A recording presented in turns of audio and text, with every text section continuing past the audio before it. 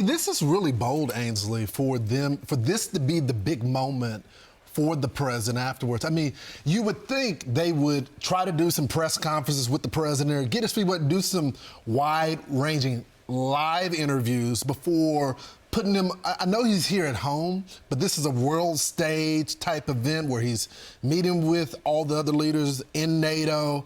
And then he has to answer these questions. We don't know how many questions are going to be out there. Is this going to be a wide-ranging press conference? Mm-hmm. But for this to be the first big moment after the debate, I mean, this is a gamble. Yeah, I mean, we're talking about the President of the United States, so we just need transparency. And I think that's why Democrats and Republicans alike are frustrated, because if there is an emergency in the middle of the night, as we heard General Kellogg say, the 2 o'clock call, like there was for Soleimani, we have to make sure that we have someone who can run our country. You might be a Republican, you might not like his politics, but whoever is president, I mean, the Bible's even clear about this. You need to pray for your leaders. You pray for your president, and that's what we do, because our country is more important than the politics and the political party. So from my perspective, I'm just concerned. I obviously feel sorry for him because we've watched the cognitive decline over the past 4 years. But I want someone who is strong to run our country, and I want that message to be spread around the world. We've seen Putin, who he hasn't talked to in 2 years, as General Kellogg said, and she was reporting on that. We see Putin invading Ukraine. We see what's happening in China. China's sending the spy balloon. China threatening Taiwan. All of this is happening around us. And they're saying, we see the people come across the border wearing Biden T-shirts. They're taking advantage of this right now. And that debate did not help. No, it didn't. And so today, you know, the White House is going, he's going to be on the world stage. He's going to be talking to the NATO people. Politico's got a great thing. They talked to 20 of the people from NATO who are coming in from various countries. They have TV service around the world. And they saw Joe Biden, that debate guy, and they're thinking, okay, should we be worried about him? Is he going to make it all 4 years? Donald Trump was asked by Sean Hannity last night, is Joe Biden going to make it to the nomination? And here's what he said. It looks to me like he may very well stay in. He's got an ego, and he doesn't want to quit. He doesn't want to do that. It just looks to me like that's what he wants. I think Jill would like to see him stay. She's having a good time. We prepared for him, but I don't think it's going to matter. We had a great 4 years. Our border was the strongest ever.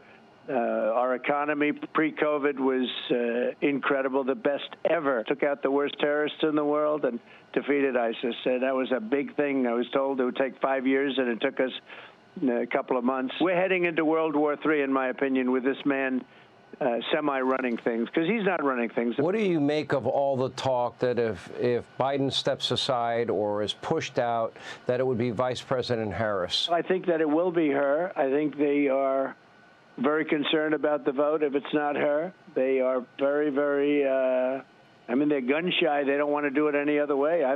I've actually come to believe that's what they're going to do. I think she's an ineffective person. I think the president is exactly right when it comes to him not stepping aside. He's going to stay exactly where he's at. And I think part of the reason why he's able to remain in his position is the people that are signing off. And I think we should keep a running list. Kamala Harris has signed off. She says he's all good. Every single Democratic governor. She would rather be at the top. But then you got Democratic governors. Every single one has signed off. The bulk of the House in Democrat circles, I think we have 6 on the record that say that he should step aside. All the rest of them are behind the scenes. They have signed off. The Senate has signed off. I mean, all of them are responsible at this point for anything that happens in the country. And if something goes bad, God forbid, that is on them. Well, by the way, the cabinet, all of the cabinet has signed off as well. Well, one of the problems, Lawrence, the donors. And I read an item this morning that said the donors have closed their checkbooks because they saw Joe Biden and they're terrified that he would be the nominee because he will lose to Donald Trump. We talked to Robert Wolf a little while ago. He's a longtime Democrat. He's an advisor to Obama. He was on that donor call yesterday, and he said he thought it sounded pretty good. But what I read, I think it was in the Washington Post this morning, is apparently one Democratic bundler said the president was sympathetic and defiant, but was concerned that he was not battle ready. You know, he's lost a step. Maybe he's lost 10 steps. But the whole thing is the Democratic Party comfortable hitching their wagon to Joe Biden because we told you earlier, Politico's got a thing out this morning that talks about the Democratic polling data they're going to present today, and it shows that Joe Biden would lose to Donald Trump. And so many of those House Republicans are counting on the fact that Joe will be the nominee. The Democrats would like to see somebody else so that they can take the House. Yeah, they were praying that he could just get over the finish line, and we have a few more months. And he collapsed right before that finish line and didn't do well in the debate. And now they're scrambling. Imagine if he collapsed in the September debate. So close. What is the September debate going to look like? I don't think it happens. I don't think Joe's there. Who's going to pull out of that? That makes him look even weaker when he pulls out. Donald Trump says there's no point in debating.